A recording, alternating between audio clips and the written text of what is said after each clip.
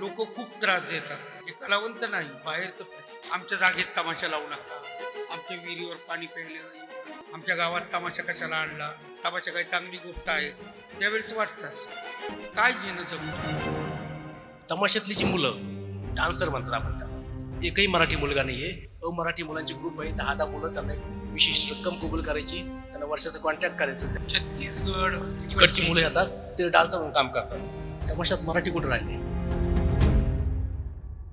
आणि कांताबाईंनी पुरुषाची भूमिका फक्त मिशी लावली असं नाहीये. शिवाजी संभाजी केले, लढाई केली स्टेजवर. म्हणजे तलवार कांताबाई चालवायचे, ते तलवार पुरुष चालवणार नाही. कांताबाईच्या पोवाडा गायचा तर पुरुष पण गाऊ शकणार नाही. असं कांताबाईचं आयुष्य. महाविष्णूचे दश अवतार एका एका कडवात तो तमासगीर समजून सांगायचा आणि त्याच्यावरती मावशी विनोद करायची, त्याला म्हणायची गणगवळण. आम्ही ते प्रेत आणलं, डॉक्टर बोलवले, पोलीस यंत्रणा सगळे आलेली, त्यांनी ते प्रत्यक्ष पाहिलं. मग आम्ही तेवढं करून ते प्रेत माग झाकून ठेवून तो कार्यक्रम केला. पुढे जायचो, आम्ही रसिकांना हसवायचो, माग यायचो, वामन मामा पशी रडत बसायचो. श्री रघुवीर खेडकर कला थिएटर.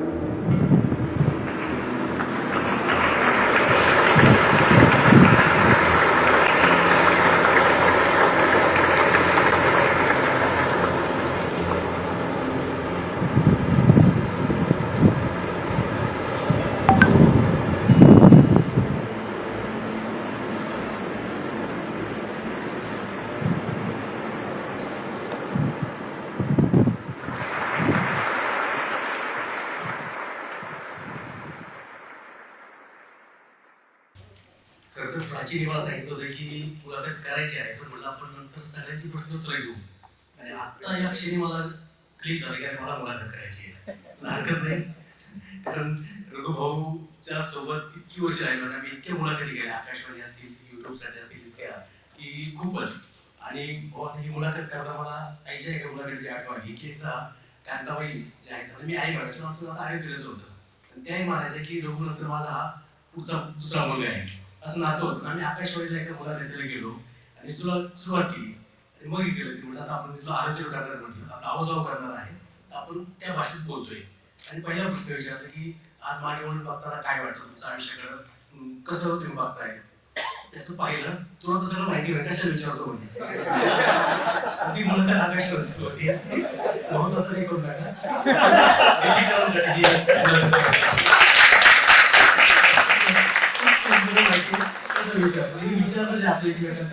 यांच्यासाठी असणार आहे, हे आपण क्लिअर करूया. दिल्लीकर बांधवांना माझा नमस्कार. माझ्या आयुष्यात मी सर्वाधिक प्रेम माझ्या नात्यातल्या माणसांखेरीज कशावर केलं असेल तर तमाशावर केलं. आणि तमाशाबद्दलचे गैरसमज दूर करणं यासाठी मी खूप ॲग्रेसिव्ह असतो, खूप ॲग्रेसिव्ह. म्हणजे त्याच्यात मी ऐकत नाही कोणाचं. की मी सांगतो की महाराष्ट्र घडवला तमाशाने. तुमच्या पोथ्या पुराणावर त्या गावात वाचले जायचे, तर समोर किती लोक असायचे. भागवत वाचतायत, गीता वाचतायत 20-25 लोक, ज्ञानेश्वरी वाचतायत 25-50 लोक. तर आमचा तमाशा गेला की हजारभर लोकांना हरिश्चंद्र राजा कोण होता, तारामती कोण होतं, संत तुकारामांचं आयुष्य कसं होतं, गजानन महाराज कोण होते, साईबाबा कोण होते, किंवा सामाजिक भागातून हे कुणी शिकवलं, तर महाराष्ट्र घडवण्याचं काम या तमाशाने केलंय असं मला वाटतं. त्याचं मी 2 मिनिटाचा प्रास्ताविक करणार आहे, कारण दिल्लीकरांना आपल्याला तमाशा समजून द्यायचा आहे. तर साधारणतः 1580च्या दरम्यान मनमथ शिवलिंग नावाच्या कराडच्या एका व्यक्तीने पहिली लावणी लिहिली असं म्हणतात. त्याला भवानीची लावणी म्हणतात. तिथून तमाशाचं एक छोटंसं मोहरी एवढं बीज रोवलं गेलं. त्यानंतर मात्र पेशव्यांच्या काळाच्या थोडं अगोदर आणि छत्रपती शिवरायांच्या शेवटच्या काळामध्ये जेव्हा मुघली फौजा आपल्याकडं तळ ठोकून होत्या, आणि त्यावेळेला त्या फौजात तळ ठोकून असताना कुठंतरी हलकीचा आवाज यायचा, कुठंतरी काहीतरी वाजायचं, कडी वाजायची. तर त्यांनी त्या मुलांना बोलवलं आणि आमचं करमणूक करा, कारण 6-6 महिने वर्षभर दिल्लीहून गेली माणसं महाराष्ट्रात थांबली आहेत आणि काय करायचे, कंटाळा सगळा, काहीच करमणूक नाहीये. आणि गाणं बजावणं हे दिल्लीच्या या प्रांतातला प्राण आहे तो. तर त्या मुलांनी काहीतरी सुरू केलं, त्याला कुठे नाव दिलं तमाशा. त्या तमाशावर आहे असं अरबी फारसी भाषेत शब्द, तिथून तमाशा सुद्धा असं म्हणतात. तो काळ साधारणतः आम्ही असं गृहीत धरतो तमाशा क्षेत्रात काम करणारी माणसं की हा 1660 नंतरचा काळ हा साधारणतः आहे. परंतु त्यानंतरच्या काळामध्ये तमाशाला जे काही एक स्वरूप आलं, ऑर्गनाइज स्वरूप आलं ते आमच्या संगमनेर दिले. तर पेशव्यांच्या काळामध्ये तमाशाची फळ सुरू होते. तो सगळ्यात मोठा फळ किंवा ज्याचं नाव माहिती असा फळ कुठला, तर तो आनंद थंडीचा. विकट वाट वय वाट नसावी चौपट मार्ग सोडू नको हा फटका लिहिलेला आहे. आनंद थंडी आमच्या संगमनेरची, तो वारसा आनंद थंडी तर गो असा वारसा आहे. तोही काळ जो केला तर आपण तो 1760-62 चा काळ असा तो काळ आहे. तर 1762 पासून हा तमाशा ऑर्गनाइज पद्धतीने सुरू झाला असं आपण मानूया. आणि महाराष्ट्रातला आद्य तमाशा कुठला की जो माहिती आहे ज्ञात तमाशा, तो आनंद थंडीचा, संगमनेरचाच. आणि आज महाराष्ट्रातला सर्वोत्तम तमाशा कुठला तर संगमनेरचाच, प्रभुभवनचा. तर ह्या सगळ्या तमाशाच्या पटामध्ये जाताना मी मगाशी गप्पा मारल्यामुळे सांगितलं की दर 70 वर्षांनी 75 वर्ष किंवा 80 वर्ष अथवा 90 वर्ष अशी एक फेज आली तमाशामध्ये. ती तमाशा संपला तर तेव्हा एक मसीहा कुठे आला, तो तमाशाने जिवंत केला. आताही तेच मला वाटतं झालंय की आमच्या पठ्ठीबाबूरावांचा जो काळ होता हा साधारणतः 1930 पर्यंत त्यांचा काळ होता. त्यानंतर मध्ये एक फेज आली तमाशा संपला, तर तुकाराम खेडकरांनी रघुभाऊच्या वडिलांनी त्याला जिवंत केलं. तो काळ होता साधारणतः 1950 चा काळ. आणि 50 पुन्हा 70 वर्ष झाली आणि रघुभाऊच परत आले की तमाशा आता संपल्याच, जवळपास जमाय असं आपण लोक मानतोय. अशा काळात रघुभाऊनी तमाशा उचित असलेली पुन्हा 70 वर्षांची अशी होती. असे रघुभाऊ आपल्या सोबत आहे. भाऊ तुमचं किती करायचे होते स्वागत करतो. आता एक चर्चा आपली सगळ्यांची सुरू होती की तुम्ही रंगमंचावरचं पहिलं पाऊल म्हणून किंवा पहिला प्रवेश होता, कारण तुम्ही पाऊल टाकतच होते. त्याबद्दल जरा सांगायला की तुम्ही वयाच्या 5व्या दिवशी तमाशा रंगमंचावर प्रवेश केला, एक पात्र म्हणून तो काय किस्सा होता? माझी आई कांताबाई साखरकर आणि वडील तुकाराम खेडकर या जोडीच्या पोटी मी 4/8/61 या दिवशी एम हॉस्पिटल मध्ये जन्म घेतला मुंबईत. आणि त्या दिवशी माझ्या वडिलांचे मित्र स्नेही आणि आपल्या नगरचे, अहमदनगरचे, आता आपण अहिल्यानगर म्हणतो, त्या अहिल्यानगरचे माधवराव नगरकर यांच्या वगनाट्याचं उद्घाटन होतं. वगनाट्याचं नाव होतं एक पौराणिक वगनाट्य नाग प्रसन्न रघुवीर.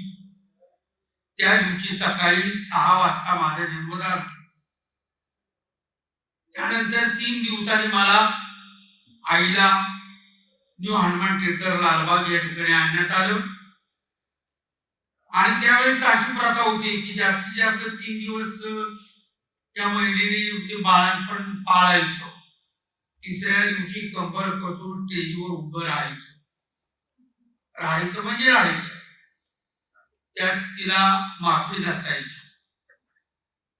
मग त्या दिवशी तुकाराम खेडकरांच्या वगनाट्याचा कार्यक्रम होता, परंतु रसिकांनी आग्रह धरला की आम्हाला नागप्रचंड रघुवीरच बघायचा, कारण तो वगनाट्य त्या दिवशी खूप चांगलं झालं होतं. आणि तो दिवस होता माझ्या 5वीचा. मग दिवसभरात 5वी झाली, रात्री हाऊसफुल थिएटर झालं. लोक ओरडायला लागले की आम्हाला नगरकरांचा नागप्रसन्न रघुवीरच पाहिजे. मग त्याच्यात ते नागप्रसन्न रघुवीरची भूमिका एक चिंतकाचं बाळ करायचं आणि तो रघुवीर म्हणून दाखवायचा. तर बाबा म्हणले नगरकर मामांना, नगरकर कशाला ते चिंतकाचं बाळ नेताय, आपलं बाळ होईना घ्यालाच नाही स्टेजवर. मग मला उचलला आणि स्टेजवर नेला. ती माझी पहिली.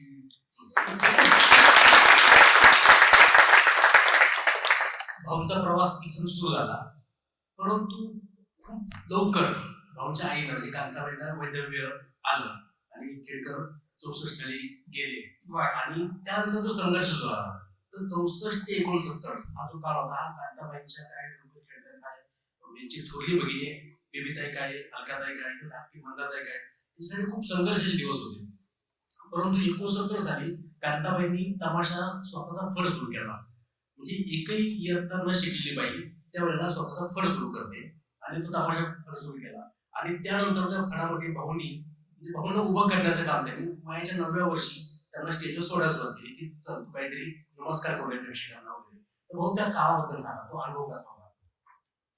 तो अनुभव असा होता की आईने तमाशा काढला. बीबीताई थोडीशी मोठी होती, मी 9 वर्षाचा होतो, अलकाताई 11 वर्षाची होती आणि बीबीताई साधारण 13 वर्षाची. बीबीताई म्हणजे अनिता ताई, ते आता इथं म्हणजे योलोकी नाही परलोकी गेली करुणा ती.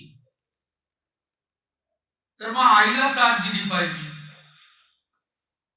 आणि तमाशाला नाव पाहिजे. मग नाव द्यायचं कुणाचं? मग तुकाराम खेडकरांची मुलं झाकरीत नाही निघाली पाहिजेत अशा आईची भूमिका होती. तुकाराम खेडकरांची मुलं चमकली पाहिजेत त्यांच्या वडिलांसारखी, म्हणून माझं नाव दिलं. कैलासवासी तुकाराम खेडकर यांचे चिरंजीव मास्टर रघुवीर खेडकर सह कांताबाई साखरकर.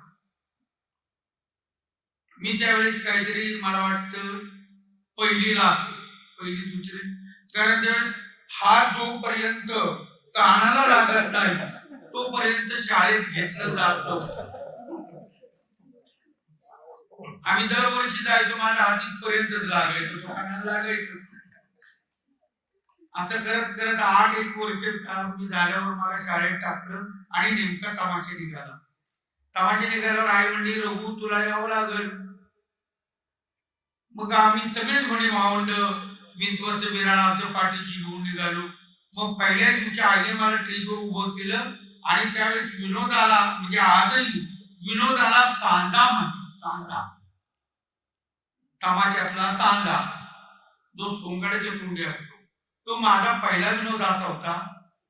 आई मुली घेऊन उभी असते नाक्यावर, हे गावातले गावगुंड छेड काढण्यासाठी तिथे जातात. ते पाहतात तमाशातली बाई आहे, 2-4 मुली आहेत, जरा यांची छेडछाड करू म्हणून ते तिला नमस्कार करतात. बाई नमस्कार.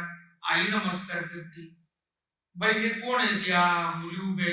अरे सर्व माझ्या मुली. का मी लहान लगेच पुढे जाऊन नमस्कार मामी, नमस्कार मामी म्हणल्यावर ती आई चिडते. अरे तू एवढा तुझा जीव पडला चौली भार आणि ही चौदाण्याची ताट खायला निघाला, तुला हे झेपल का? त्यावेळेस माझ्या तोंडी हात दिलं होतं. बाई बरोबर म्हणणार तुमचं, की माझा जीव चौली भारने तुमच्या मुली चौदाण्याचं ताट आहे. याचं उदाहरण देतो तुम्हाला. बाई तुमच्याजवळ हे साहित्य न्यायला काय? हे ट्रक आहे. ट्रक, त्या ट्रक मध्ये साहित्य भरलं आणि तुम्ही निघाला. घाटाला लागला, कुठंतरी तुमच्या गाडीच्या टायरला दगड लागला आणि ती पंक्चर झाली तर तिला उचलायला काय लावावा लागतो? जॉब. गाडी केवढी असती? हे बंबाडीचे तांबाडी. आणि जॉब केवढं चालतो? एवढं. मग तो एवढं जॉब एवढी मोठी गाडी उचलतो, मग हे 14ण्याचं ताट मी खाणार नाही का? हा माझा आयुष्यातला पहिला विनोद आणि तिथून पुढे विनोदाची सुरुवात माझी झाली. विषय कांताबाईचा निघालाय. अनेकांना कांताबाई माहित नसेल तर तमाशा सृष्टीतलं एक वेगळं नाव, म्हणजे रघुभाऊच्या सगळ्याच घरातल्या लोकांनी तमाशात किती वेगळं केलं. तुकाराम खेडकरांना तमाशाचं विद्यापीठ म्हणलं जातं. तुम्ही जर विश्वकोश चालवतात, माझे तमाशा अनेक लेखी तुकाराम खेडकरांवर मी लिहिले आणि तमाशाचं विद्यापीठ असताना सगळे मानतात.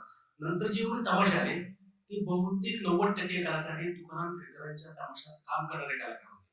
नंतर स्वतः साहेबराव रांदोळकर असतील, चंद्रकांत ढवळपुरीकर असतील, अनेक असे कलाकार आहेत की त्यांनी तिथं काम केलं होतं. तर अशा तुकाराम खेडकरांनी तमाशाला योगदान दिलंय. कांताबाईचं असं आहे की मी नेहमी सांगत असतो की सगळ्याबद्दल आदर आपल्या कलाकारांचा, परंतु आपल्याकडं बालगंधर्वांनी स्त्री पात्र केलं, आपल्याला त्याचा अप्रूप आहेच, बालगंधर्व मोठेच कलाकार आहेत. परंतु ह्या एकूण सगळ्या कलेच्या परंपरेमध्ये एका स्त्रीने पुरुषाची भूमिका केली असं मात्र कधीच घडलेलं नाही. आणि कांताबाईंनी पुरुषाची भूमिका फक्त मिशी लावली असं नाहीये, तर शिवाजी संभाजी केले आणि लढाई केली स्टेजवर. म्हणजे तलवार कांताबाई चालवायचे ते तलवार पुरुष चालवणार नाही, दानपट्टा त्या फिरवायचे ते पुरुष फिरवणार नाही, कांताबाईच्या पोवाडा गायचा तर पुरुष पण गाऊ शकणार नाही, असं कांताबाईचं आयुष्य. तर अशा कांताबाईंचा वारसा तुम्ही पुढे येताना आईबद्दल तुम्ही काय सांगा? तुमच्या आजच्या आईबद्दलचे वारसा सांगा. आई फार मोठी धाडसी बाई होती. धाडस करण्याचं तिला फार वेळ होता. आमच्यातला शिवाजी संभाजी महाराजांची भूमिका करणारा कलावंत आजारी पडला आणि वगळणते तर पब्लिक मागत होतं रायगडची राणी. आई म्हणजे काय हरकत नाही, मी करते. शिवाजी महाराजांचं संभाजी महाराजांचं काम. आईने दाढी मिशा लावल्या. पहिली एंट्री शिवाजी महाराजांची केली. त्यानंतर ती दाढी काढली, दुसरी अर्धी दाढी लावली. कारण संभाजी राजांना कळले होते, शिवाजी महाराजांना कळले नव्हते, अख्खी दाढी होती. आणि संभाजी महाराजांना कळले होते पण दाढी अर्धी होती. मग तो बदल माझ्या वडिलांपासून होता. मग तो आईने करून दाखवला. त्यानंतर न्यू हनुमान थिएटर लालबागच्या जेवढ्या महिला आहेत, या महिलांनी असं ठरवलं की पुरुषांना वगात कामच करू द्यायचं नाही, आज आपण काम करायची. मग कुणी हरिश्चंद्र राजा झालं, कुणी तारामती झालं, कुणी काय झालं. मग आई नारदाची भूमिका, मग ती उघडी भूमिका करायची. ती नारदाची भूमिका आईने केली. दोन्ही बाजूने ओढणी बांधली, त्याच्यावर माळ सोडली आणि ती उघडी भूमिका आईने केली. इतकी धाडशी बाई आई होती. बाबा वारले. बाबांचा पोवाडा कोणी म्हणायचा. जिकडे तिकडे तमाशा चर्चा सुरू झाली. कोण जाणार लेक्चर पोवाड्याला. खेळकरांचा हातखंडा म्हणजे लेक्चर पोवाडा आहे. आई म्हणजे मी जाते. आई गेली. पांढरमुळे म्हणजे जा बघू कशी काय करते काय करते. आईने पहिल्या दिवशी जो पोवाडा म्हणला, पडली भवानी जेव्हा ज्ञानाच्या बाहेरी, रणात फिरली नाही कधीच ती माघारी, चमके शोभाची तलवार, तडपता बिजलीचा अवतार, केले ढालीवरती वार, हो हो हो चमके शोभाची तलवार. हा पोवाडा गायला आणि पांढरक मुळ्यांनी त्याच्या मागा हंबरडा फोडला. खेडकर जास्त तो एक प्रसंग होता आईचा. पण आता तमाशा समजून घेतोय. आता जे छान उल्लेख झाला की तमाशा सुरू होण्यापूर्वी काहीतरी सादर होत असतं, पद्मश्री पूर्वी काहीतरी. तर तमाशाची जी काही मांडणी आहे, तर तमाशाच्या सुरुवातीला जो काही गण होत असतो, मला वाटतं आजचा कार्यक्रम जो आहे गणापूर्वी हल्ली आणि ढोलकीची जुगलबंदी असते. आणि ती सुरू झाली की लोकांना कळतं की आता तमाशा सुरू होतो, लोक पटपट पटपट काय करून तंबूत येत असतात. तर आपण काय तर तमाशाची गणगवळण हा काय प्रकार आहे आणि त्यानंतर बतावणी जो प्रकार आहे त्याबद्दल जर आपण सांगू. तमाशा चालू होण्यापूर्वी प्रथम रंगमंचाचं पूजन होतं. रंगमंचाचं पूजन झालं की हलगी ढोलकीचा कडकडाट होतो. म्हणजे त्यांची जुगलबंदी चालू होती. एका बाजूने हलगीवाला त्या ढोलकीवाल्यावर धावतो, दुसऱ्या बाजूने ढोलकीवाला त्या हलगीवाल्यावर धावतो. अशी ती जुगलबंदी असते. आणि ती जुगलबंदी 5 मिनिटाची झाली का तमाशातला मेन सरदार म्हणजे सूत्रधार, तो सूत्रधार येतो, तो शाहीर असतो आणि तो प्रथम श्री गणेशाला वंदन करतो. वंदुया गौरी कुमार, गण नमो संगीतवार, पायी नुपुरे वाजती गजरे, इंद्राचा खुले दरबार, गण नमो संगीतवार. हा असा गण म्हटला जातो. गण म्हणजे गणपतीला आळवण्यासाठी, त्या रंगमंचावर रंगदेवता खेळण्यासाठी प्रथम आव्हान करायचं गणपतीला, म्हणून हा गण गायला जायचा. त्याच्यानंतर ज्या नाचणाऱ्या मुली आहेत, ज्या बाया आहेत, त्यांचा मुद्रा म्हणजे काय तर त्यांनी येऊन नाचायच्या. म्हणजे ढोलकीच्या तालावर, हलगीच्या ठेक्यावर रसिकांना मानाचा नमस्कार करायचा, त्याला ते मुद्रा म्हणतात. मुद्रा झाल्यानंतर मावशीला पाचारण करायचं. मावशी कोण तर त्या म्हणजे गवळणीमधली एक पोक्त बाई, पण ती बाई नाचायची. तो सोंगाड्या जो असायचा तोच मावशीचं लुगडं घेऊन म्हणजे नेसून स्टेजवर यायचा, ती मावशी. त्याच्यानंतर तो जो गण म्हणलेला सरदार, मग ती हाळीची गवळण, निघायची गवळण.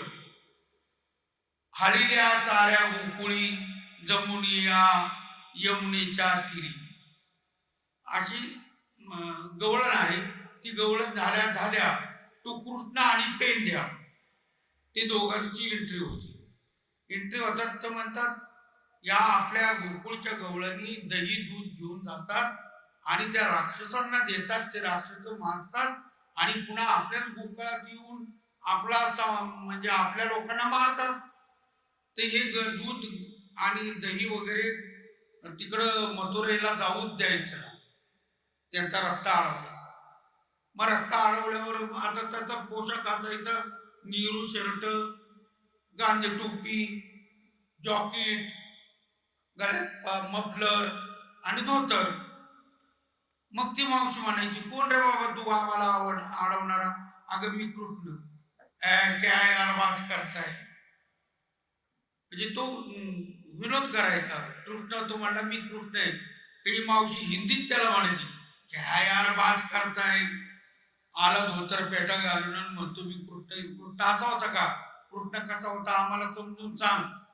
मग त्यावेळेस कीर्तनाचे फड जास्त नव्हते, तमाशाचे फड जास्त होते आणि तमाशाला लोक जास्त यायचे. मग त्यावेळेस ते महाविष्णूचे दशावतार एका एका कडवात तो तमासगीर समजून सांगायचा आणि त्याच्यावरती मावशी विनोद करायची. त्याला म्हणायची गणगवळण. ही पहिली गणगवळण. ही गणगवळण झाल्यानंतर दोन पुरुष येतात, एकमेकांना नमस्कार करतात. त्याला म्हणतात तात्या बापू. एकाचं नाव तात्या आणि एकाचं नाव बापू. तर तात्या जो असतो तो कॉमेडीचा आणि बापू जो असतो तो पहिला जो सरदार झाला, पहिला जो कृष्ण झाला तो. आणि तो तात्या जो असतो जी मावशी होऊन आली होती तो तात्या बनून तिथं जातो. मग त्यांचा संवाद. मग त्यांचा असं ठरतं की आपण मुसाफिरीला जायचं. आता मुसाफिरी बऱ्याच लोकांना माहित नाही. आताच्या तरुण मुलांना तर मुसाफिरी कळतच नाही. मुसाफिरी कशाला म्हणतात? मुसाफिरी म्हणजे या गावावरून परगावाला जायचंय, मग आपल्याला व्यवसाय करण्यासाठी, व्यापार करण्यासाठी. मग ते मुसाफिरीला जायचं. मग जायचं कसं? मग मित्र माझं नवी तो आज कालचा र तात्या. अरे मित्र माझं नवी तो आज कालचा, काल परवा आठव मला झाला मित्र तुझ्या गुणाचा. हे जी जी जिरर जी, हे दाजी जिरर जी, काल परवा आठव मला झाला मित्र तुझ्या गुणाचा. अरे मग माझा आठव झाल्यावर तू काय केला? घोडा सजून उभा केला. थांब थांब थांब. तो चौघाड्या म्हणतो थांब. ए मित्रांनो इकडे या. मग त्या तमासगीरांना गोळा करू, इकडे या. माझ्या मित्राने आज मेजवानी दिली, घोडा शिजवून आणला. अरे तो घोडा शिजवून नाही, घोडा सजवून आणलाय. म्हणजे त्याला कोगीर वगैरे घालून आणली. कशासाठी? आपल्याला कामाधंद्याला जायचे. घोडा सजवून उभा केला वाड्या पुढे तेव्हा असं वाटतं जावं धंद्याला. ही तुम्हाण्याचा जिररजी, हे दाजी जिररजी. मग ते दोघ जणी निघतात. तर तिथं 4 बाया उभ्या असतात. त्या 4 बाया कोण? तर तमाशातली मेन म्हणजे बायातली सरदार जी राधा बनून आली होती गणगवळण ती, आणि त्याच्या संग 3 मुली, याच्या संग 2 माणसं आणि असे 3 जण. मग त्या पुरींना पाहताना मग ते थोडे लटके चाळे करतात, थोडे चावड चाळे करतात. मग त्या बाईला विचारतात तुम्ही कोण? आम्ही कलावंत. मग तुम्ही कोण? आम्ही कलावंत. असं? मग तुमची कला दाखवा. अहो तशी कला अशी दाखवायला मिळत नाही. कलावंताला कलावंताची कला जर बघायची असेल तर त्याने हारजीत लावायची असते. मग हारजीत कशी लावायची? बाई याला पंच कुठे आहेत? ही बसलेली सगळी पंच. याच्यात लहान मुलं आहेत, तरणी पोरं आहेत, म्हातारी माणसं आहेत, ही सर्व पंच मंडळी. मी जर प्रश्नाचं उत्तर द्यायला हारले तर मी तुमची बायको, आणि तुम्ही जर प्रश्नाचं उत्तर द्यायला हारले तर तुम्ही आमचे धुणं भांडे करायचे आणि 6 महिने लुगडं नेसायचं. कबूल? कबूल. मग त्याचा सवाल जबाब चालू. मग ती बाई म्हणते पहिला तुम्हीच सवाल टाका. मग तो म्हणतो अगं करतो सवाल रागाला याल, प्रेम मनामध्ये जडेल का? तो म्हणतो तिला करतो सवाल रागलायन प्रेम मनामध्ये जडील का. मती म्हणते धरते हाताला नेते वाड्याला बहिणीची प्रेम घडेल का. अरे बाबा तुझी माझी ओळख नाही काय नाही काय नाही कुशाल म्हणतो करतो सवाल रागाला प्रेम मनामध्ये जडेल का. तू आणि मी जर रस्त्याने चालले तर लोक म्हणतील बहीण भाऊ चालले आणि तू त्याला काळिंबा लावायला लावला मग धरत्या हाताला नेते वाड्याला बहिणीची प्रेम जडेल का. मग असा सवाल जबाब असायचे आणि त्याच्यात थोडीशी विनोद असायची. असा पूर्वीचा तमाशा. याच्यातून एक सांगायचं मला असं की आपल्याला तमाशाकडे बघण्याचा आता खूप छान बाबूल सर सांगितलं की जे ग्राम्य आहे त्याला आपण दुय्यम महत्व देत असतो. जगात सगळेजण असं म्हणतात की मेक बिलीव्ह तंत्र असतं. नाट्यशास्त्र ज्यांना माहिती आहे ते मेक बिलीव्ह ते म्हणतात आणि साधारणतः 150-200 वर्षापूर्वी ते मेक बिलीव्ह तंत्र निर्माण झालं असं मानलं जातं. तो 200 वर्षापूर्वी भारतात पहा. परंतु माझा दावा आहे की मेक बिलीव्ह सर्वप्रथम रंगमंचावर तमाशाने आणले ते 250 वर्षापूर्वी आणले. तर आमचा माणूस गरका मारतो आणि मुंबई म्हणतो. मेक बिलीव्ह काय यापेक्षा लोकांना आले ते पण आता मुंबई आले. ते मेक बिलीव्ह जे आहे तमाशा सर्वप्रथम तमाशाने आणलं. दुसरी एक गोष्ट यामध्ये मला सांगायची की आपण म्हणतो की सहकार आपल्याकडे कधी सुरू झाला. कुणी सांगतो पहिला कारखाना 50 साली प्रवारनगर झाला तो सहकार. कुणी सांगतो त्यापूर्वी 50-1 वर्षापूर्वी आपल्याला काहीतरी पतपेढ्या स्थापन झाल्या तो सहकार. परंतु सहकार हा सगळ्यात पहिल्यांदा तमाशा सुरू झाला कारण वाटणीचा तमाशा नावाचा जो प्रकार होता त्यामध्ये 4 लोक एकत्र यायचे. मी ढोलकी आणली तू तुंतून आण तू कडी आण तू टाळ आण मी एक स्त्री असेल तर मी तुमच्यातले पार्टनर जे मिळत ते वाटून घेतलं जायचं. तेव्हा सहकार सुद्धा आपल्याकडे सर्वप्रथम तमाशाने आणलाय आणि मेक सुद्धा तमाशाने आणलाय. हे पण आपल्याला सांगायला आवडेल. हे मला या ठिकाणी सांगायचं होतं. भाऊ आपण आता हे जे सांगत होतं सगळं की बतावली वगैरे याच्याबद्दल आपण सगळं बोलत होतो. आता तमाशामध्ये जे वगनाट्य असतं तर त्यावेळेला एक स्वतः शिलकार नावाचा प्रकार आहे. तर शिलकार बद्दल आपण सगळ्यांना सांगतो की शिलकार काय आहे. शिल्पकार म्हणजे त्या वगनाट्याचा शिल्पकार सारांश. तर तो सरदार जो प्रथम गण म्हणला नंतर कृष्ण झाला नंतर बापू झाला नंतर तो तमाशाचा हिरो झाला आणि स्टेजवर येताना मग तो हिरो प्रेक्षकांना समजून सांगतो की आजचा जमाना कसा आलाय पूर्वीचा जमाना कसा होता आणि आजकाल जमाना कसा आलाय. वगाचा शिलकार आहे.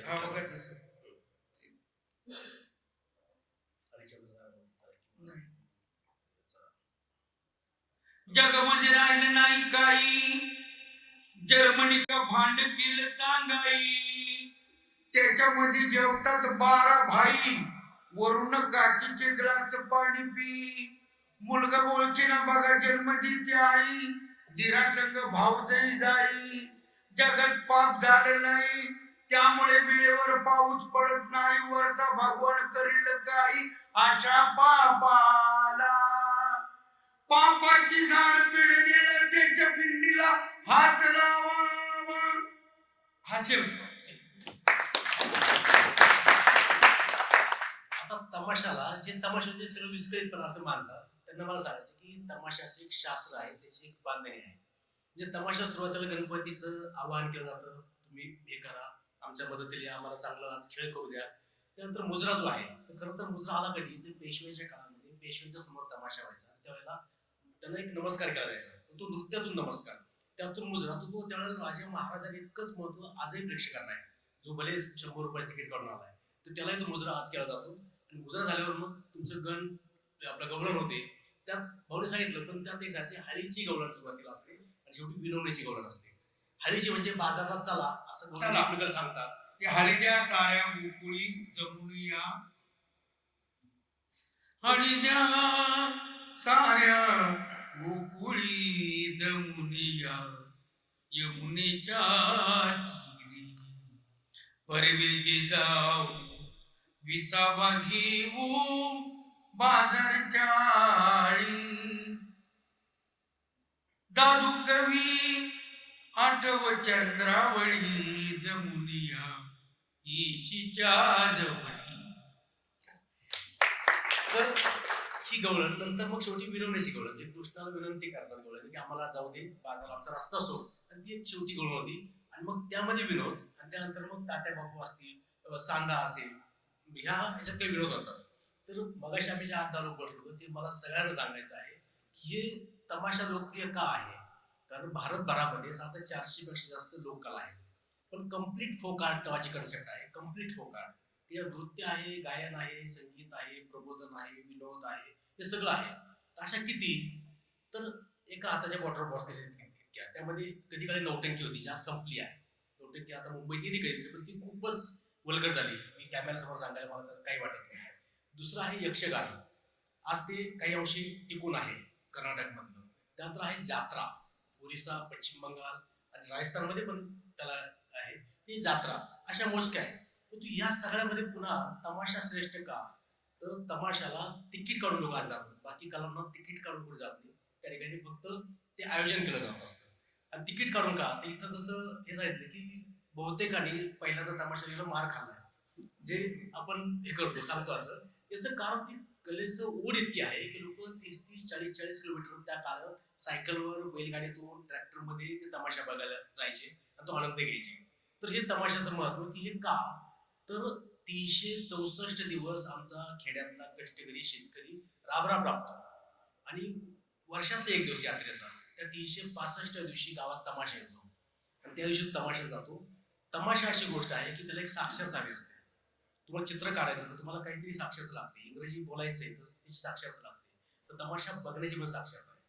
काही लोक तमाशा असं काय, तर बाबा तमाशा तुमच्यासाठी नाहीये, तमाशा प्रत्येकाचा क्लास आहे, तर तमाशा तुमच्यासाठी नाहीच आहे, अशा लोकांसाठी जे हे करत आहे.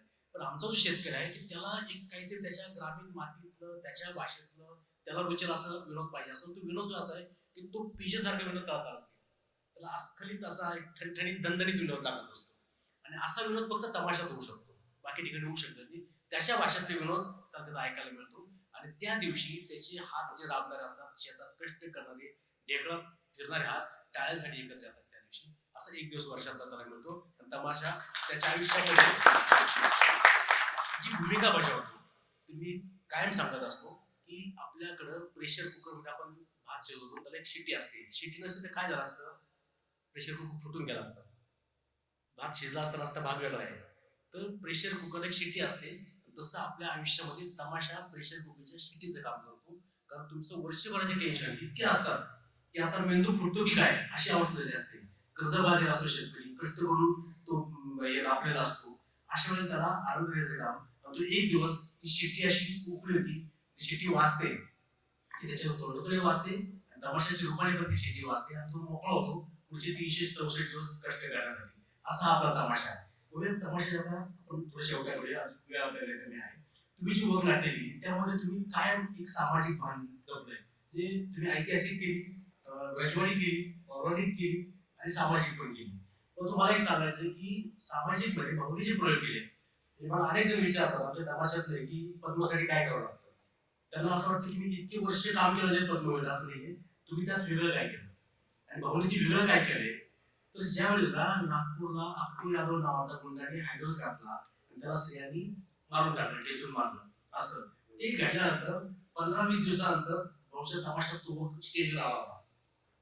15-20 दिवसानंतर तो 15 दिवसात पेपरच्या बातमीवरून तो आमच्या सुधाकर कोणी लिहिला आणि तमाशाची होता. दुसरं आव्हान असं होतं की तो पण कोर्टात केस उभी नव्हती.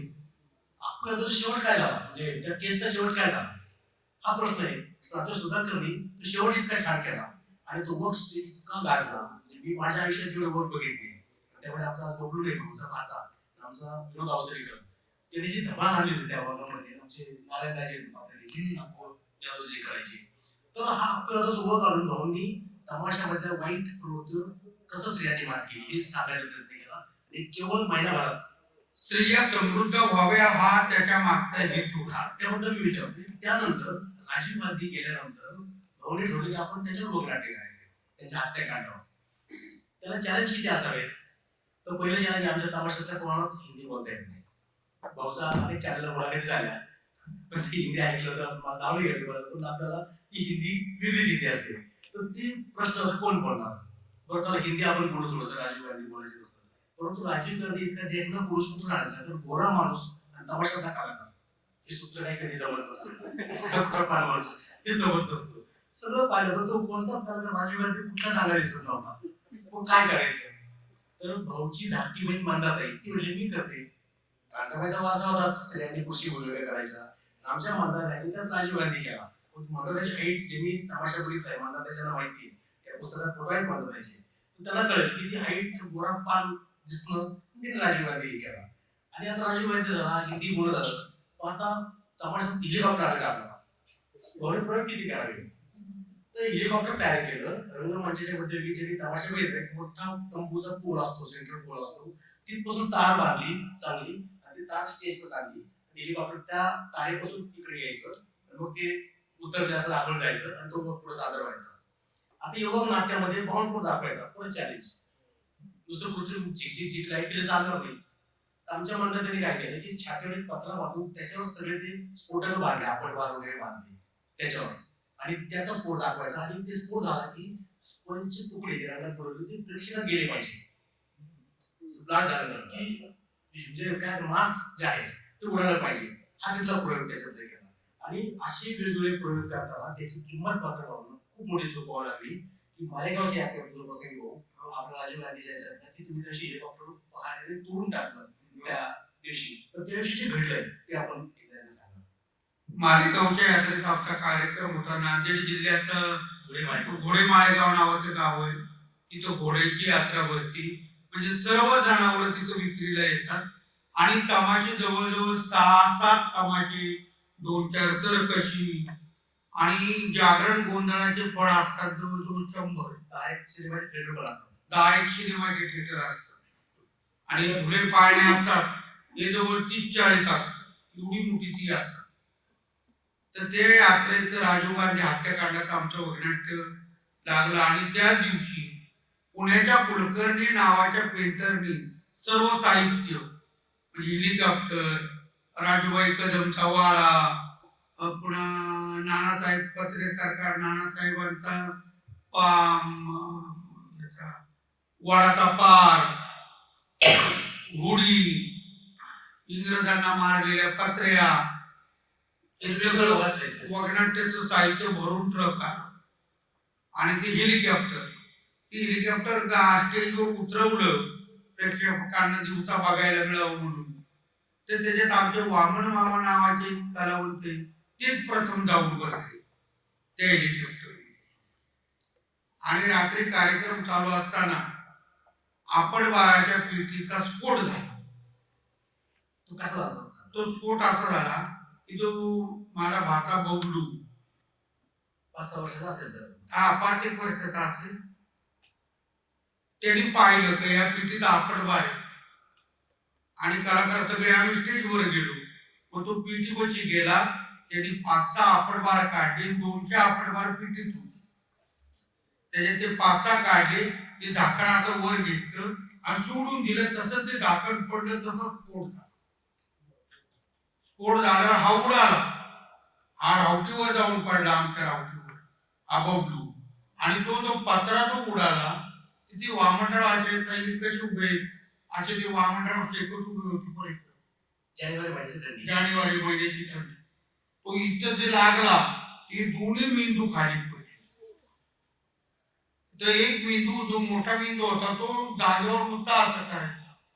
आणि तो बारीक मेंदू जो होता इकडचा तो आता टुणूक टुणूक टुणूक टुणूक उड्या मारायचा आमच्या डोळे दिसत. आणि ते वामनराव खाली पडले. मग आम्ही ते प्रेत आणलं, डॉक्टर बोलवले. बरं त्याच वगनाट्याचं उद्घाटन असल्यामुळे पोलीस यंत्रणा सगळी आलेली होती कार्यक्रमाला. त्यांनी ते प्रत्यक्ष पाहिलं. त्याने घाबरू नका, इथं नक्षलवादी येतात, लोकांचा गैरसमज होईल, नक्षलवाद्यांनी स्फोट केला, तुम्ही कार्यक्रम चालू ठेवा, आम्ही त्यावर गाड्या बोलून घेतो, मग आपण प्रेक्षक बाहेर काढू. मग आम्ही तेवढं करून ते प्रेत मागं झाकून ठेवून तो कार्यक्रम केला. पुढे जायचो आम्ही, रसिकांना हसवायचो, मागे यायचो, वामन मामा कशी रडत बसायचो. परत पुढे जायचो, स्टेजवर पब्लिक आला. तो माझ्या आयुष्यातला सर्वात वाईट दिवस. ही एवढंच नाही, तर त्या दिवशी कांताबाई सातारकर ज्या होत्या त्यांनी सांगितले की तुम्ही कार्यक्रम सुरू करा, मी नातू बबलूला घेऊन मी नांदेडच्या हॉस्पिटल जाते. बबलू जखमी किती, तर शरीरावर 1 इंच जागा नाही, तिथं जखम झालेली. 5 वर्षाचं बाळ किती रडत असेल ती आजी नातवाला घेऊन नांदेड हॉस्पिटलला गेली. त्यांची आई बेबीताई स्टेजवर नाचते, मध्ये सांधे बातावले होतात, त्या भाऊ सोंगाड पण करतोय, लोक हसतायत, पुन्हा परत तमाशा सुरू झाला आहे. मागून वामन नावाचा प्रेत मागं पडलेला आहे. तर हे सगळं, आणि मग दुसऱ्या दिवशी मात्र पाहुणे की हे आमचा वामन मामा गेला. वामन मामा त्या हेलिकॉप्टर मध्ये पहिला बसला होता. मग मी घण घेतला आणि ते हेलिकॉप्टर तोडलं. त्या काळात ते 40,000 रुपये खर्च आला होता ते हेलिकॉप्टर. एक रात्र फक्त वापरलेले, एकच रात्र वापर. तर हे तमाशाचं आयुष्य आहे. आता आपण थोडं गंभीर झालो, पण मला परत थोडस गमतीशीर घड द्यायचं आहे की जेव्हा नगीना नावाचा सिनेमा एका नाटक असेल श्रीदेवीचा, त्या श्रीदेवी नृत्य करताना अशी नाक डोलायची वगैरे, ही सगळे आता जे सगळी विचित्र माणसं आहेत ती म्हणतात, त्यांनी काय केलं, आपल्या नगीनाचं गाणं बसवायचं, ते टायटल सॉन्ग त्याचं. मग त्यांनी काय करावं, तो एक कुठला रामण्णा नाही, नागप्पा नागप्पा नावाचा एक गारडी धरून आणला. जेवढे नाग आहे तेवढे घेऊन ये म्हणून. ते सगळे नाग स्टेजवर असायचे, मंदिराच्या अंगावर असायचे. आणि तुम्ही बघा आता स्टेज इथं आहेत, तर साप निघाला आपण काय करतो, पाल तरी म्हणजे कुठेतरी गायब होत जातो. आणि आमची पद्धत ते अंगावर घेऊन समोर बाजूला नाग डोलतायत फुले काढून, आणि त्यात ते नगीनाचं डान्स सादर करायची. तर हे तमाशाचं आयुष्य की किती प्रयोग करायला या माणसाने. आणि त्या नागांचं असं होतं की टोकरी उघडली का ज्याचा चेहरा पहिला दिसेल त्याच्याकडेच ते म्हणजे बसायचे. जर त्यांच्याकडे चेहरा असेल त्याचा, टोकरी उघडण्यात आली, तो जो उभा राहिला तर तो जिकडे ते जिकडे फिरते तिकडे तो नाग. ते मंदाताई दररोज तो प्रयोग करायचे. त्यांना अंडे पाच, त्यांना दूध पाच, पाणी पाच, आता हाताने पाजावं लागतं, ते पीत नाही. आणि त्यांना ऐकायला येत नाही, ते फक्त स्पर्शावर. मग ते नागाचे डागरले गाडीत कलाकारांच्या बांधलेले असायची 10 डागे, इकडं 5 आणि इकडं 5. आता ती गाडी चालू झाली का ते डाला हलायचं, हल्ले का पुढचं कॅबिन आहे त्याला जर ते डाला आपटलं म्हणजे ब्रेक मारल्यावर किती नाग सगळ्याच्या मागे उठून बसायचे. अरे बापरे, अरे बापरे, जी इतके घाबरायचे, मला म्हणायचे तुझ्या पाया पडतो, पण ते नाग तेवढे तुटून ते नागाचं गाणंच नको. असे काही प्रयोग सुद्धा ते तमाशात. शेवटाकडे जाऊया आपण. भाऊने जे काही भोगलंय सगळं, आता ज्या बबलूच उल्लेख झाला, कोविडमध्ये त्यांच्या एका मेवण्याला कोविड झाला. त्यांनी कोणाला सांगितलं, कोविड लोक दाखवायचे, खूप साहजिक होते की सांगायचं नाही. आणि त्यामुळे घरातला सगळ्यांना कोविड झाला आणि सगळं घरी एका हॉस्पिटलला शेजारी बेडवर ऍडमिट झालेली. आणि मग पहिल्यांदा बेबीताईची सगळ्यात मोठी बहीण ती गेली. बेबीताई गेली तर ते बाकीचं सांगायचे, मग आम्ही 4-5 लोकांनी फक्त अंत्यविधी करून टाकला. त्यानंतर कांताबाई गेल्या, म्हणजे मुलगी गेली, मग आई गेली. त्यांच्या आम्ही 25 लोक, म्हणजे कांताबाई जर तशाच गेल्या असते तर काही 1000 लोक त्या दिलेले असते. आणि आईला ते साजेच होतं, तिला तेवढेच लोक यायलाच पाहिजे होते. पण आम्हीच 25 लोक, आम्ही दोघंच पाणी द्यायला तिला, आणि बाकीचे लांब उभे असलेले लोक, तसा अंत्यविधी केला. त्यानंतर 6 दिवसांनी जो बबलू इथं जखमी झाला होता तो गेला. या तमाशाची धुरा जो भविष्यात खूप समर्थपणे सांभाळला होता तो बबलू, 30-32 तो बबलू गेला. म्हणजे 3 माणसं त्याच्यात गमावली. परंतु त्यापूर्वी जवळजवळ 15-20 वर्ष अगोदर भाऊंची मिसेस ब्रेन ट्युमरने त्याही गेल्या. म्हणजे किती आघात व्हायले. आणि या माणसाचं सोंगाड पण मात्र रंगमंचावर काय होतं. तर तो जो प्रसंग भाऊ की वहिनी गेल्या त्यावेळेला, आणि तुम्ही जो 5व्या दिवशी तमाशा सुरू केला, 5व्या दिवशी आई तुम्हाला काय म्हटल्या, तो प्रसंग जरा सांगा. प्रथम गावकरी सगळे आले, नारायणगावची लोक. ते नारायणगाव म्हणजे तमाशा पंढरी आहे. जुन्नर तालुक्यात पुणेच्या जवळ नारायणगाव नावाचं गाव आहे, आणि ते तमाशाची पंढरी आहे. तर ती लोक सगळे गावकरी आले. म्हणजे 10 दिवस तमाशा कशाला बंद ठेवता, आपण 5व्या दिवशी ते विधी करू. मग 5व्या दिवशी विधी केला. माझी मुलं लहान होती, 2 मुलं मोठी होती, 2 मुलं अतिशय लहान होती. मुलगी माझी 4 वर्षाची होती आणि मुलगा 6 वर्षाचा होता. ती आई गेल्यामुळं ते घाबरणे, ती दोन्ही मुलं मला चिटकली, ती काही मला सोडणार. आणि गाडीत तर बसायची वेळ झाली. 5व्या दिवशी गाड्या निघाल्या 5व्या दिवशी. मग त्यांना कसं तरी झोपवलं, तिथून उठलो, गाडीत बसलो. गाडीत स्टार्ट झाल्याबरोबर ते दोन्ही पोरं उठून गाड्यांच्या मागं पळायला लागले, माझ्या गाड्या पुढं तो एक प्रसंग वाईट. ज्या दिवशी मी 6व्या दिवशी एका गावाला गेलो, तिथं कार्यक्रम करायचा होता कोल्हापूरलाच काय कोल्हापूरला. तर तो शाळेचा कार्यक्रम होता, शाळेच्या मदतीला दिलेला कार्यक्रम. खूप पब्लिक जमलेलं, 2-3 हजार पब्लिक. आणि आई म्हणली, रघु मेकअप कर, हे जे पब्लिक जमले ना हे त्यांचं दुःख विसरायला आपल्याकडे आलेले. आपलं दुःख त्यांना सांगायचं नाही. तुझं दुःख 3 पायऱ्याच्या माग, 3 पायऱ्याच्या वर नाही. जा, तुझा बाप मेल्यावर मी 3ऱ्या दिवशी उभी राहिली होती, तूही जा स्टेजवर. मग मला स्टेजवर जावं लागलं. आणि स्टेजवर गेल्याबरोबर दररोज माझं गाणं असायचं, निसर्ग राजा ऐकत सांगतो. ते गाणं मला आठवलं नाही, तर मी ते ताबडतोब चेंज केलं आणि तिथं पिंजरा चित्रपटातील गीत गायलं, ग साजनी. आता हे जे पुस्तक आहे त्याचा शेवट, त्या पुस्तकात जो शेवट आहे तो अत्यंत आहे तसा आहे.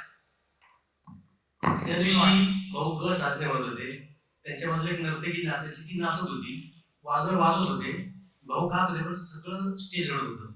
म्हणजे तमाशा सुद्धा असताना ढोलकीवाला रडतोय, पेटीवाला रडतोय, नाचताना सुद्धा डोळे पुसून परत प्रेक्षकाकडे तोंड करते आहे, भाऊ ग साजने म्हणतोय. तर असा एक प्रसंग तमाशगीराच्या आयुष्यात येतो असतो. पण यालाच आयुष्य असं आहे असं मला वाटतं. आणि यापेक्षा म्हणजे इतकं वाईट प्रसंग कोणावरच येत नाही, असे तमाशाचं आयुष्य असतं. भाऊ धन्यवाद. आता आपण त्यांचे प्रश्न घेऊया. काही सगळ्यांचेच मनात तर खूप प्रश्न असतील, मात्र काही निवडक प्रश्न आपण शिवाजी सर तुम्हाला माईक देतील. ज्यांना प्रश्न विचारायचे असतील त्यांनी कृपया हात उचला. काही तमाशाबद्दल, भाऊबद्दल ओके. हॅलो, माझं नाव निलेश आहे. माझा प्रश्न आहे की असा कधी प्रसंग आला तुम्हाला की आता सगळं सोडून द्यायचं, मला नाही करायचं, असा कधी प्रसंग आला होता? नाही, असे प्रसंग खूप वेळा येतात. लोक खूप त्रास देतात, जे कलावंत नाही, बाहेरचं प्रेक्षक. आमच्या जागेत तमाशा लावू नका, आमच्या विहिरीवर पाणी प्यायला येऊ नका, आमच्या विहिरीत पाणी भरू नका, आमच्या विहिरीवर आंघोळ करू नका, आमच्या गावात तमाशा कशाला आणला, तमाशा काही चांगली गोष्ट आहे का? त्यावेळेस वाटतं आपण काय घेणं जगतो. परंतु ज्या वेळेस ते सगळं झाल्यानंतर रात्री प्रेक्षक येतात आणि ते आपल्या कलेवर टाळ्या वाजवतात, त्यावेळेस तो झालेला त्रास विसरलेला.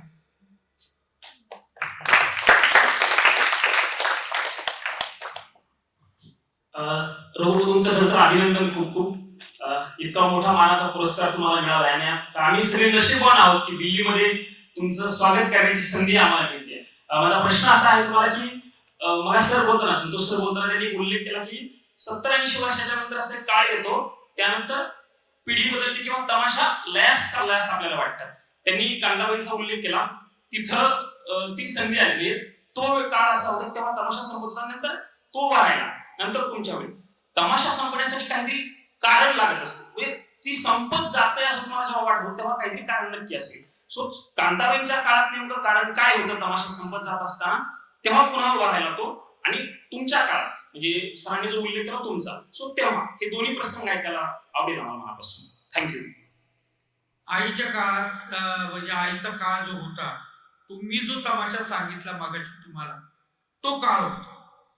आणि प्रेक्षकांना जवळजवळ सगळे तमाशे, त्यावेळेस तमाशे 27-28 फड होते फिरणारे.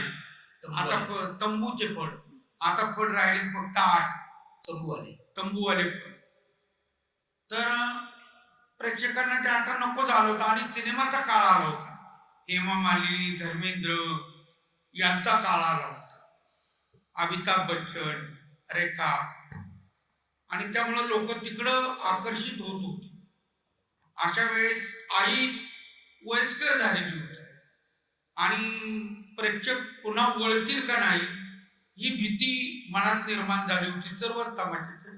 त्यावेळेस मी, माझ्या 3 बहिणी, पुन्हा विठाबाईच्या मुली, काळवडूची मुलं, ही जी भिका भीमा वगैरे हे तमाशे, पुन्हा नवीन पोरं, अमन तांबे, बाबुराव बोरगावकर, हे सगळे आम्ही पुढे आलो. आम्ही सिनेमातली गाणी तमाशात घेतली, लोकांचा तमाशाकडे पाहण्याचा दृष्टिकोन वळवला आणि पुन्हा तमाशाला चांगली अवस्था निर्माण केली. हा नंतरचा म्हणजे माझ्या वेळेचा काळ. तुमचा जो प्रश्न होता तो हा थोडा अकॅडमिक अंगाने विचार करण्याचा प्रश्न होता. त्यामुळे भाऊंचं जे आहे ते त्यांना कदाचित तितकं हे नाही, पण कांताबाईंनी तमाशात प्रवेश केला तो वयाच्या त्याच्या 9व्या वर्षी. ते सांगतो 1948 साली कांताबाई आल्या आणि त्याच वेळेला तुकाराम खेडकर तमाशात आलेले होते. तो जो काळ होता की नुकताच सिनेमा बोलायला लागला होता, सिनेमातली गाणी गाजायला लागली होती आणि सिनेमा लोकप्रिय होत होता आणि गावागावात थिएटर होत होते. हा एक असा एक चेंज होण्याचा जो काळ होता आणि त्या काळामध्ये तमाशाचं काय होणार, आणि त्याच काळामध्ये तमाशामध्ये पहिल्यांदा तंबू आला, त्याच काळात तमाशात पहिल्यांदा नाईट आली, तो पण गॅस बंद तमाशाचा, त्याच वेळेला तमाशाला स्टेज आलं स्वतंत्र आणि त्याच वेळेला तमाशा गावगाव गाडीत फिरायला लागला, ट्रक पण त्या काळात आला. तर हा जो काळ होता याच्यावर तमाशात तारला. हा पहिला भाग आहे. भाऊंचा जो काळ होता 80चं दशक, तिथं बरीच मंडळी आता 45च्या पुढची जी आहे त्यांना आठवत असेल की 80च्या दशकात महाराष्ट्रामध्ये ऑर्केस्ट्रा नावाचा प्रकार धुमाकूळ घालत होता. 80च्या दशकामध्ये सहकारी साखर कारखान्यावरची नाटकांचे प्रयोग 3-3, 4-4 नाटकं कारखान्यावर व्हायची. तो काळ त्यावेळेला होता. 80च्या दशकामध्ये भाऊ म्हणजे जसे अमिताभ बच्चन, धर्मेंद्र, हा अँग्री यंग मॅनचा जमाना आला होता की सिनेमा काट टाकून पुढे जात होता. तो इतकी आव्हान होता. 80च्या दशकात टीव्ही नावाचा एक डब्बा आला होता. मग आता इतकं ऑर्केस्ट्रा आलाय, नाटकही जोरात चाललेलं आहे, टीव्ही घरात आलेला आहे, सिनेमाही बदललेला आहे, अशाच तमाशाचं काय व्हायचं. मग त्यावेळेला असं की भाऊनी तमाशा बदलला की तमाशात ऑर्केस्ट्रा पण पाहिजे, नाटक पण पाहिजे लोकांना, चल मी देतो. मग सिनेमात लाइटिंग कोणी आणली? भाऊनी आणली. जे ट्यूबलाईट असायच्या खांबाला तिरप्या, तो बदलून भाऊनी पुढे आणलं. डान्समध्ये ड्रेपरी पाहिजे, तमाशातली पाहिजे तो पण 9 वारी घालून फक्त लावणीच करायची. पण मग ड्रेपरी, सिनेमात झालं की ड्रेपरी. मग डान्सला बाजूला 4-4, 5-5, 6-6 मुली पाहिजे, कारण त्यावेळेला असे ग्रुपने डान्स सुरू झाले, ते त्यावेळेला त्यांनी आणलं. म्हणजे तमाशात लोकांना ऑर्केस्ट्रा पण द्यायचा, नाटक पण द्यायचं, सिनेमा पण द्यायचा, हा प्रयोग त्यांनी केलाय.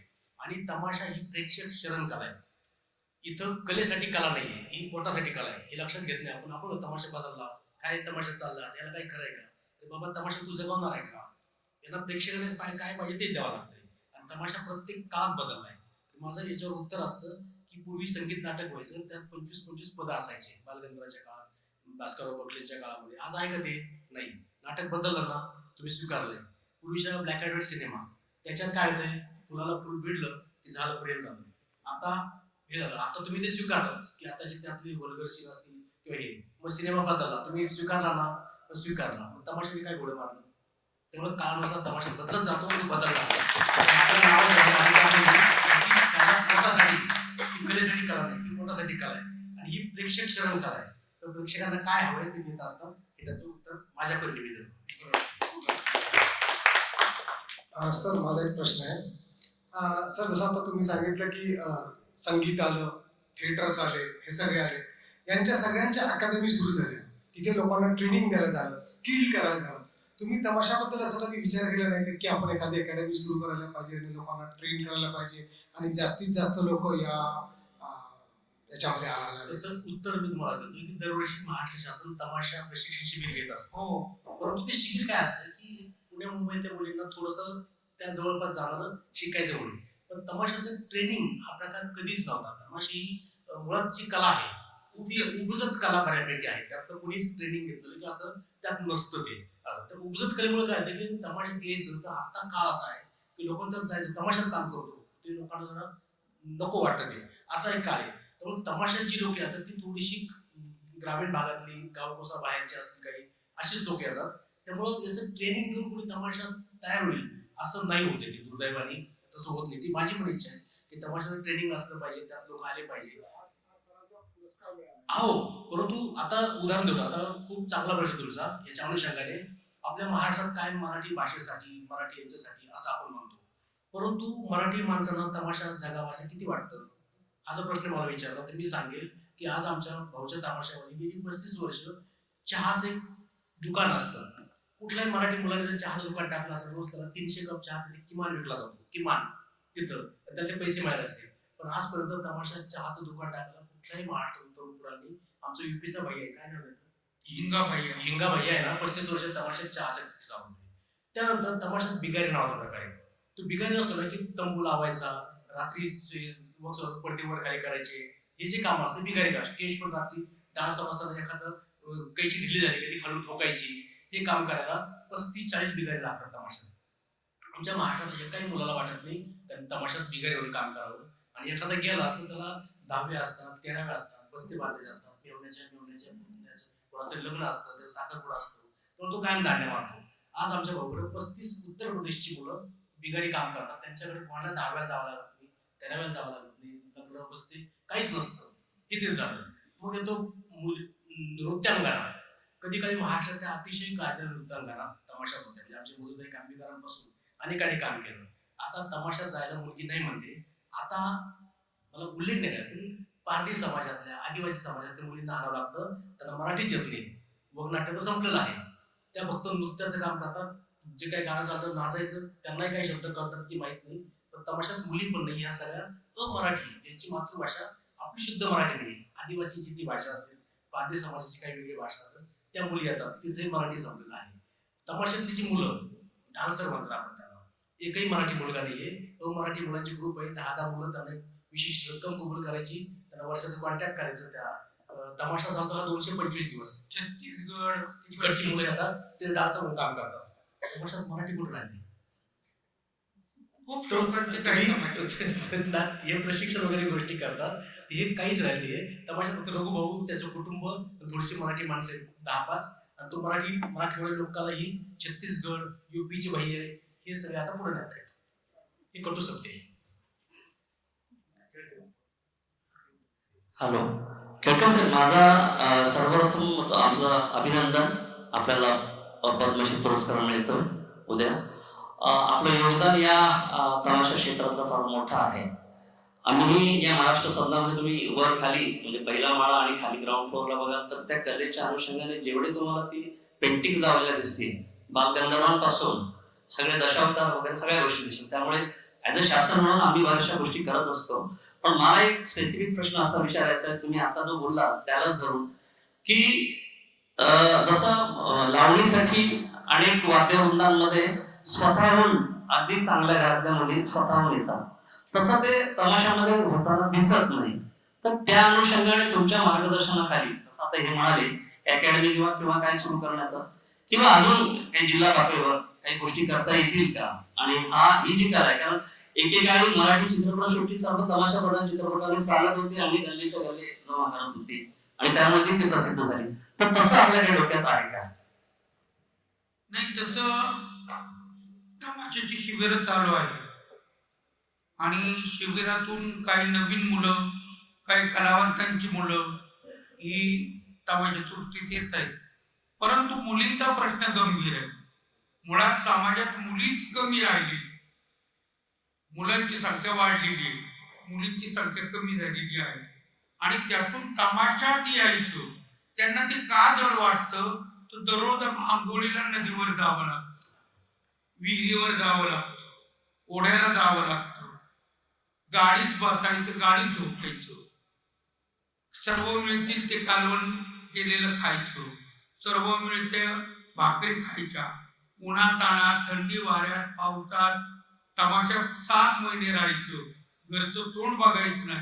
हे लोकांना आता होत नाही, म्हणून नवीन मुलं इकडे येत नाहीत.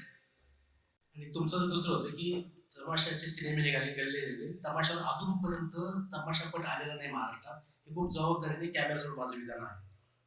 कुठलाच तमाशा होते, सगळे संगीतबारी होती. म्हणजे मी काय रिपीट होता, तुमच्या 10 लोकांना पुढच्या रिपीट वाटेल, मला बाकी सगळ्यांना सांगायचं आहे, अजूनपर्यंत मराठी तमाशापट आलेला नाही. पिंजरा तमाशापट नाही, सांगते आहे का तमाशापट नाही, नटरंग अजिबात तमाशापट नाही. हे तमाशापट नाही, संगीतबारी. नटरंगनी काय केलं की वेगळा प्रयोग केला, पण तो तमाशापट नाही. तर का नाही येते? तर तमाशात तंबू असतो. तुम्ही आजकाल तंबू असलेला एखादा सिनेमा बघितला की त्यात तंबू दाखवलाय? नाहीये. त्या सिनेमामध्ये वगनाट्याचा प्रकार असतो तमाशात, कुठं दाखवलंय? नाही दाखवलेलं. तिथं काय दाखवलं की बाई नाचते, लोक पैसे उधळतायत. ज्यांचे तमाशा बघितलं तुमच्या गावात, त्यांनी तुमच्या गावात एकातरी माणसाने 1 रुपयाचा ठोकळा तरी तमाशा फेकलाय कधी? मराठी माणूस इतका माजोरटा कधीच नाही की तो पैशाचा 1 रुपया फेकेल देतं.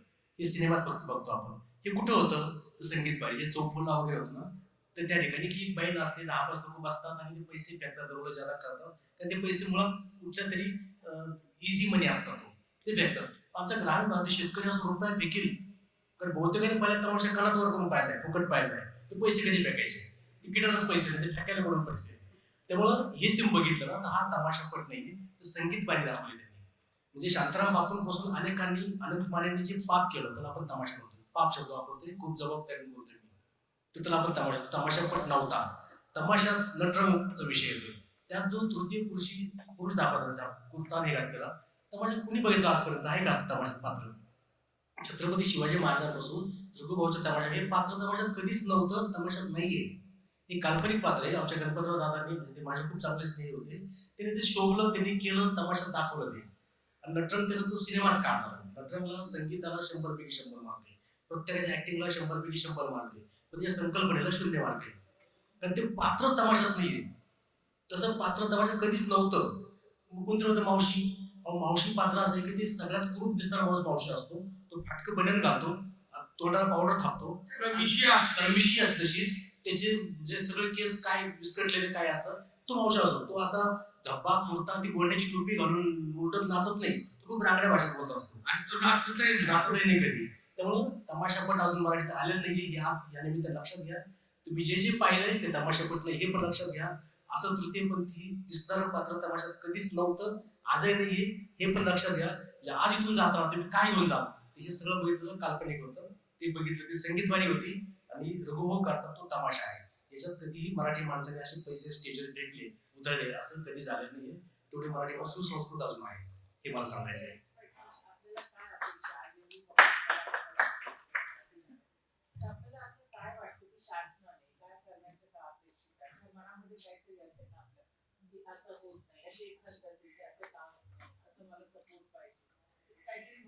त्याचं उत्तर मी देतो. हा विषय आम्ही गेली 25 वर्ष मी त्यांचं तेच सांगतो मी. आम्ही शासनाला मागणी करतोय की कोल्याला पाठीभर मासे द्यायचे नसतात, त्याला जाळं द्यायचं असतं. आपलं शासनाने काय सुरू केलं? तमाशाला पॅकेज द्यायचंय. भाऊ अकॅडमिक उत्तर देऊ शकणार म्हणून मी सांगतो, माफ करा, मी बघ डिस्टर्ब करतोय. परंतु तुम्हाला 3 वर्षांनी 4 वर्षांनी 6 लाख रुपये दिले, आम्ही तमाशा सांभाळतोय, आणि नाट्य प्रयोगाला प्रत्येक प्रयोगाला 30,000 रुपये द्यायचे. जे इस्टॅब्लिश करायला कारणे येणार, प्रयोग करणार, निघून जाणार. आणि तमाशाला दर 3 वर्षांनी 4 वर्ष नंबर लागला तर त्याला 5-6 लाख रुपये द्यायचे. माझं म्हणणं असं आहे की इथं जर तुझ्या मार्फत जात असेल तर तमाशासाठी एक फक्त 25-30 कोटी रुपयाचं महामंडळाची आवश्यकता आहे. 30 कोटी रुपये फार विशेष नाहीये, कारण रघुभाऊ आणि याच्यासारखे 8 तमाशे आहेत ज्यांचं कर्ज 1 कोटी ते 1.5 कोटी रुपये कर्ज आहे. हे कर्ज कधीच फुटू शकणार नाहीये, कारण हे सावकारी कर्ज आहे, याला 4% महिन्याचे व्याज आहे, वर्षाला 48% व्याज आहे. तमाशा किती दिवस असतो? 225 दिवस बाहेर असतो, पण प्रयोग किती होतात? 200, 205, 210 प्रयोग होतात. बाकीच्या दिवसात पाऊस आला, कुठे आंदोलन झालं, कुठेतरी मोर्चा निघाला, हे होत नाही. तो 210 दिवस काम करायचंय आणि बाकीचे 155 दिवस तुम्हाला घरी बसायचंय. तर ते काय आहे? त्यात काहीच होऊ शकत नाहीये.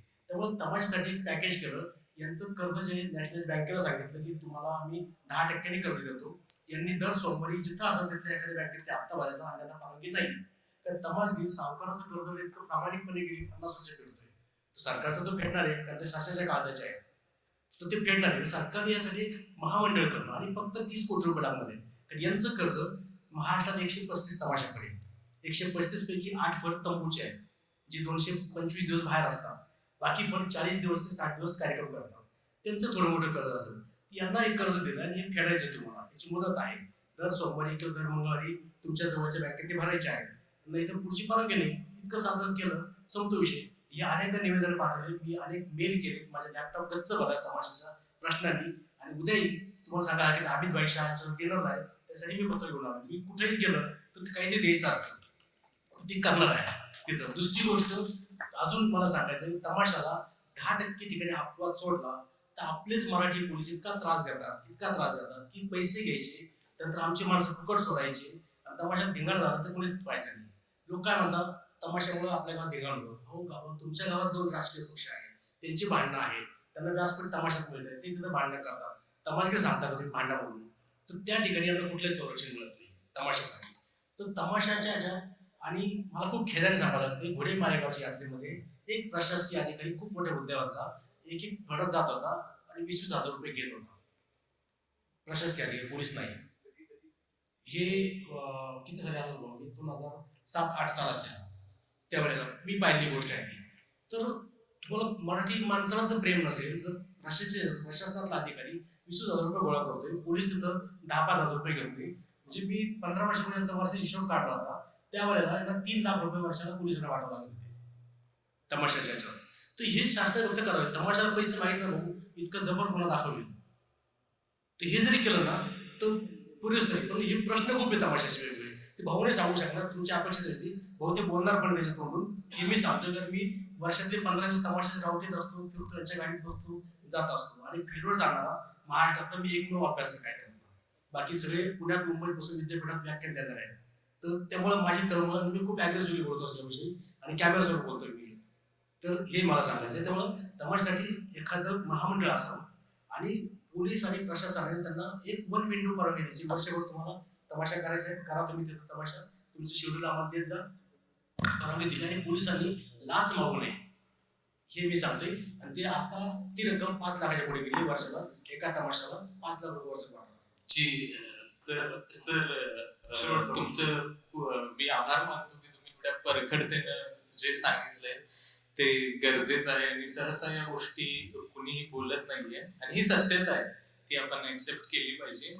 मी अतुल होवाळे, मी सांगलीच आहे आणि काळूबाळू यांच्या कौलापूर जवळून माझं गाव ते 5-6 किलोमीटर आहे. मी मिरज मधून येतो. तर 2021चा काळ असेल, आज मे-जूनचा महिना असेल आणि त्यावेळी मी रघुभाऊंना त्यांच्या घरी भेटलो होतो. मी पत्रकार आहे, सध्या दिल्लीत काम करतो. त्यावेळी मी नौखा होतो. साधारणतः 2रं वर्ष माझं संपलं असेल पत्रकारितेचं आणि कोविड नंतर जी महाराष्ट्राची लोककला परंपरा आहे त्याच्यावरती काय इम्पॅक्ट झाला एका माध्यमासाठी मी ते रिपोर्टिंग करतो. तर त्यावेळी गेलतो, त्यावेळी मला त्यांनी पूर्ण त्यांचा अल्बम वगैरे दाखवला काढून आणि त्यांनी कशा कशा भूमिका केल्या. त्यानंतर मग आम्ही तिथून जवळ एक नांदूर म्हणून गाव आहे, नांदूर तिथे गेलो मी. तर जे तमाशा कलावंत होते त्यांची अगदी गरज साधी आहेत, काही बंगले नाही आहेत किंवा काही नाही, आणि त्यांनी खूप कर्ज घेऊन त्या काळात ते राहिले होते आणि शासनाने त्यांना 0 मदत केली होती. ही सत्यता आहे. माझा प्रश्न हा आहे की या डिजिटल युगात आता तमाशाचं भविष्य काय आहे आणि ज्या पद्धतीनं शासनाने तमाशाला चित्रपटाच्या बाबतीत कायम दुय्यम वागणूक दिलेली आहे, हा माझा आरोप आहे. तर याचं काय कारण असेल? आणि एक छोटासा प्रश्न, आता एवढा आपण तमाशा 1400 पासून कशी सुरुवात झाली, काय झाली हे ऐकलं, तर या तमाशामध्ये कोणता जात समूह आहे आणि कोणत्या जात समूहाने त्यात काम केलंय आणि का? नाही, तमाशात पूर्वी 2 समाज जास्त होते. ते छत्रपती शिवाजी महाराजांच्या सरत्या काळात तमाशाचा उगम झालेला आहे, मग सांगितले त्यांनी. आणि पेशव्यांच्या काळात तमाशाला चांगले दिवस आले. तिथून पुढचा काळ जसा बदलत गेला तसं तमाशा बदलत म्हणजे कलगीतुरा संपला, नंतर मग झगडे चालू झाले, झगडे चालले, नंतर गणाची भांडणं चालू झाली. असं करत करत तमाशा आला. आता तमाशा पुढं आव्हान आहे ते या मोबाईलचं. कारण आज तरुण मुलं तमाशाकडे वळत नाहीत, कारण ते घरातल्या टीव्हीकडे सुद्धा बघत नाहीत. मॅच जरी असेल तरी ते मोबाईल मध्येच बघतात, टीव्ही मध्ये बघत नाही. अशा वेळेस प्रयत्न करून ती मुलं इकडं वळवण्याचा प्रयत्न आम्ही करत आहोत. म्हणजे तर काय करावं लागेल, तर त्या मुलांच्या मनासारख्या मुली रंगमंचावर नाचवावे लागतील, त्यांना आवडणारे ड्रेस हे घालावे लागतील. आणि हे सगळं घालताना आपल्या संस्कृतीचा चुरा होईल याची भीती आहे. तेव्हा तो चुरा न होता, तमाशाला डाग न लागता तरुण मुलं इकडं कशी वळतील या प्रयत्नात आम्ही आहोत.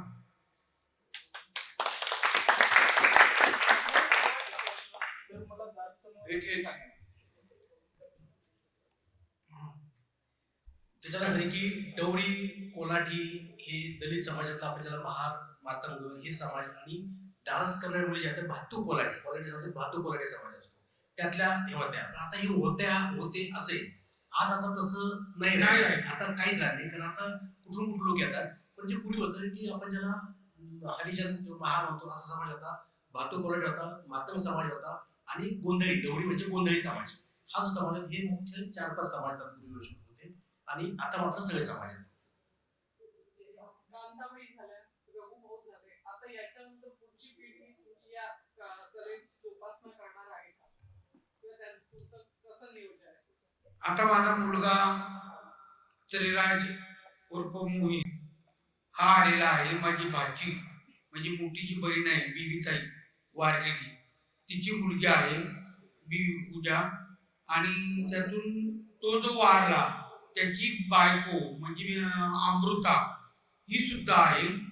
आणि नवीन आता माझा अजून एक मुलगा आहे तोही यायचं म्हणतोय. असं करून ही नवीन मुलं पुढं सरसावली तर हे पुढं चालू राहील असं वाटतंय. पण असं सांगता येणार नाही तोपर्यंत या मुलांची मन वळेपर्यंत तमाशा टिकल अशी म्हणजे मला गॅरंटी वाटत नाही. कारण फार मोठा प्रश्न आहे, पोटा पाण्याचा प्रश्न आहे, आर्थिक प्रश्न आहे. धंदा झाला तर अर्थव्यवस्था राहील, धंदा नाही झाल्यावर अर्थव्यवस्था कोलमडली की तमाशा कोलमडेल. आपण शेवट करूया आता याचा. फक्त एक छोटीशी नोंद की रघुवीर खेडकर भाऊ इथे आपल्याला कार्यक्रमानंतर पण भेटीसाठी उपलब्ध असणार आहे.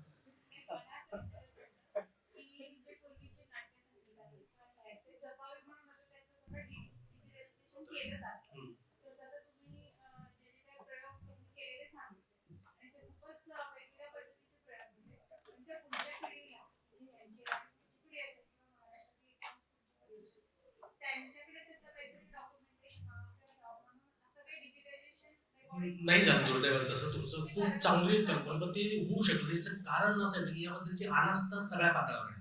आणि ती अनास्था अशी की मी करून काय करू, मला कशाला. आणि तमाशाच्या आता जे काही कॅसेट जुन्या होऊन गेल्या त्याही कोणीतरी शूट केले किंवा त्या म्हणजे त्यावेळेला काही कंपन्या होत्या सीडी ज्यावेळेला आल्या आपल्या त्यावेळेला त्यांनी ते अक्षरशः फुकटात केले. कोणी हे नाही पण ते फुकटात जरी केलं तर आज ते डिजिटायझेशन झालंय या निमित्ताने. तर रघुभाऊचे 4-5 तमाशे तुम्हाला युट्यूबला बघायला मिळतात. ते त्या कंपन्यांचे हे आहे.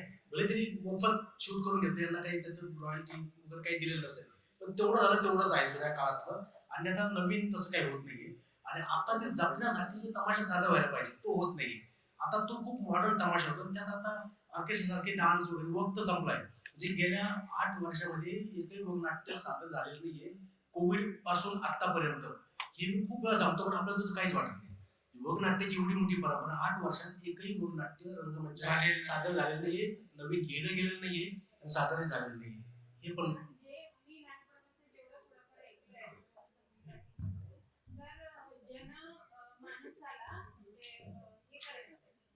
प्रबोधन करणं असेल अगदी नाही. आता तो काल आहे तसमे नमाजे म्हणतात ना, तो काळाबरोबर आपल्याला पुढे जावं लागेल, काही गोष्टी सोडून द्यावं लागतील असं आहे. तर असंच ते आहे. नाही आहे त्याच्यात आता आहे ना डिजिटायझेशन करावं असं आता फार सादर होत नाही कारण प्रेक्षक ठरवून झालेत आणि व्हावंच लागतं. माझं म्हणणंच नाही ते हे करूया. तर आपण थांबूया. फक्त शेवटी मला जायचं की भावना जो पत्र मिळाला आपल्याला सगळ्या आनंद झालाय. आपण भावना एक स्टँडिंग ओवेशन देऊया.